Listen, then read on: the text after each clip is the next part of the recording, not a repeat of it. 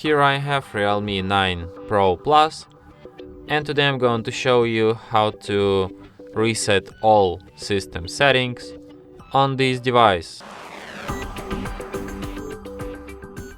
So to do this, firstly you have to open Settings, then go to the System Settings, Backup and Reset, Reset Phone, and select an option Reset System Settings Only, and then confirm it like this, and then once again.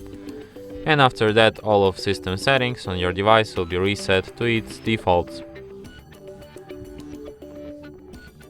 And that's it. Thanks for watching.